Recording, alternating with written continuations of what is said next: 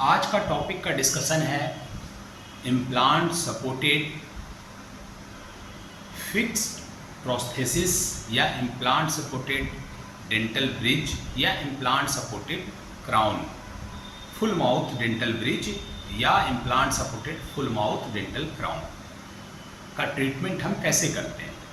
तो देखिए, मैंने क्या बोला कि अगर आपके मुंह में एक भी दांत नहीं है और आपको परमानेंट दांत लगाना है, फिक्स दांत लगाना है, तो दो ऑप्शन होंगे। पहला इम्प्लांट सपोर्टेड कंप्लीट डेंचर, दूसरा इम्प्लांट सपोर्टेड डेंटल ब्रिज या इम्प्लांट सपोर्टेड क्राउन। ठीक है। अब जैसे कंप्लीट डेंचर है वो थोड़ा उतना एस्थेटिक नहीं होता है, तो इसलिए लोग कहते हैं नहीं सर मुझे नेचुरल दांत की तरह कुछ ऐसा दीजिए कि बिल्कुल लगे कि नेचुरल दांत है। तब ऐसे केस में हम इम्प्लांट सपोर्टेड डेंटल क्राउन या implant supported dental bridge full mouth treatment करते हैं। अब इसमें हम करते क्या हैं, ट्रीटमेंट कैसे करते हैं, तो चलिए हम शुरू करते हैं इसके बारे में। देखिए, implant supported full mouth dental bridge या full mouth dental crown treatment हम कब करते हैं, जब आपके मुंह में एक भी दांत नहीं है। समझ गए। अब ट्रीटमेंट करने के पहले अगर आपके मुंह में एक भी दांत नहीं है तो पहले हम इम्प्लांट प्लेस करने के पहले देखेंगे कि इम्प्लांट के कौन कौन से पार्ट्स होते हैं। तो इम्प्लांट के मुख्यतः 3 पार्ट्स होते हैं। इम्प्लांट बॉडी जो बोन में जाता है, एबैटमेंट जो इम्प्लांट के ऊपर रहता है, इम्प्लांट सपोर्टेड प्रोस्थेसिस या डेंटल क्राउन जो एबैटमेंट के ऊपर होता है। समझ गए। अब हम ट्रीटमेंट शुरू करते हैं।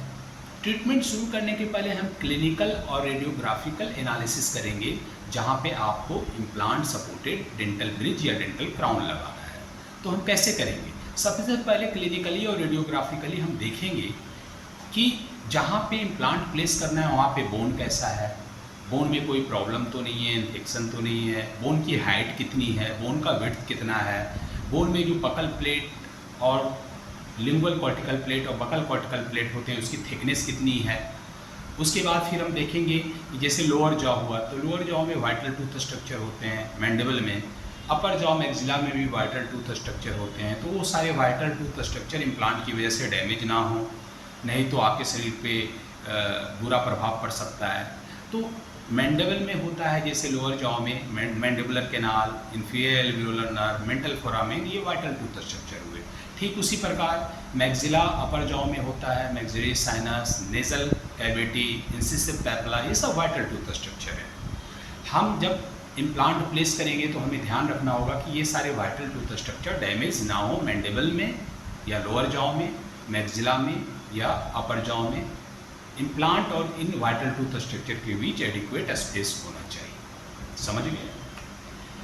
उसके बाद हम देखेंगे कि इंटर अक्लूजल स्पेस, मतलब अपर जॉ और लोअर जॉ के बीच एक स्पेस होना चाहिए कि ताकि हम इम्प्लांट, एबैटमेंट और उसके ऊपर जो डेंटल क्राउन है या डेंटल ब्रिज लगाएं आराम से प्लेस कर सकें, दिक्कत ना हो प्लेस करने में। इतना एडिक्वेट स्पेस चाहिए जिसको हम कहते हैं इंटर अक्लूजल स्पेस। समझ गए।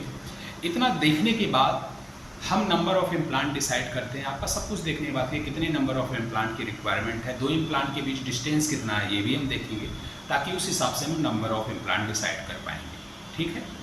अब ये सारे पॉइंट देखने के बाद हम चलिए आते हैं कि डेंटल इम्प्लांट ट्रीटमेंट कैसे शुरू करते हैं। तो पहले हम एनेस्थीसिया देंगे। उसके बाद हम क्या करेंगे कि जैसा मैंने बताया डेंटल इम्प्लांट के 3 पार्ट्स होते हैं। इम्प्लांट बॉडी जो बोन में डालेंगे, एबैटमेंट जो इम्प्लांट बॉडी के ऊपर में डालेंगे, फिर डेंटल क्राउन या डेंटल ब्रिज, डेंटल क्राउन जो एबैटमेंट के ऊपर डालते हैं। तो implant supported full mouth dental bridge या डेंटल क्राउन में क्या करेंगे, एनेस्थीसिया दिया। उसके बाद इम्प्लांट का साइज डिसाइड करने के बाद इम्प्लांट ड्रिल होता है, जो जहाँ पे इम्प्लांट प्लेस करना होता है उस ड्रिल की मदद से वहाँ पे स्पेस क्रिएट करते हैं। फिर हम वहाँ पे डेंटल इम्प्लांट प्लेस करते हैं, उसके ऊपर एबैटमेंट प्लेस करते हैं, फिर उसके ऊपर हम क्राउन प्लेस करते हैं। समझ गए ये बात। इम्प्लांट जब हम प्लेस करते हैं बोन में तो बोन फॉर्मेशन होता है चारों ओर इम्प्लांट के। हीलिंग फेज में हम इम्प्लांट को छोड़ देते हैं कुछ समय के लिए, जिससे कि बोन फॉर्मेशन हो और इम्प्लांट वहाँ पे फिक्स हो जाए। उसके ऊपर फिर जो एबैटमेंट होता है, उसके बाद फिर इम्प्रेशन पोस्ट की मदद से हम वहाँ पे इम्प्रेशन लेते हैं, इम्प्रेशन ट्रे या इम्प्रेशन मटेरियल की मदद से, या फिर डिजिटल स्कैनिंग करते हैं या इंट्राओरल स्कैनर की मदद से हम 3 डायमेंशनल इमेज लिया और उसको लैब में भेजा, वहाँ पे डेंटल कास्ट और मॉडल तैयार होता है आपका। उसके ऊपर फिर हम डेंटल क्राउन या डेंटल ब्रिज बनाते हैं, समझ गए। और उसके बाद फिर वो हमें देते हैं और हम जो डेंटल क्राउन या डेंटल ब्रिज होगा वो एबटमेंट के ऊपर, डेंटल इम्प्लांट उसके ऊपर एबटमेंट के ऊपर डेंटल ब्रिज या डेंटल क्राउन को हम फिक्स कर देंगे। ये प्रोसेस होता है implant supported full mouth dental bridge या डेंटल क्राउन लगाने का। ये कंप्लीट प्रोसेस मैंने आपको बताया। अब करवाना किन से चाहिए? जब भी फुल माउथ का केस हो तो आपको ओरल मैक्सिलोफेशियल सर्जन और प्रोस्थोडोंटिस्ट दोनों से संपर्क करना मैंडेटरी है।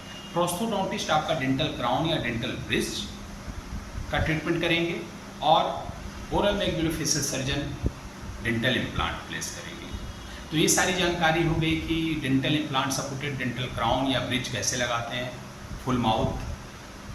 अगर कोई डाउट है तो आप हमसे पूछ सकते हैं, हम कोशिश करेंगे कि आपके सवालों का जवाब दें। आप कमेंट बॉक्स में कमेंट करके पूछ सकते हैं या सोशल मीडिया के माध्यम से पूछ सकते हैं।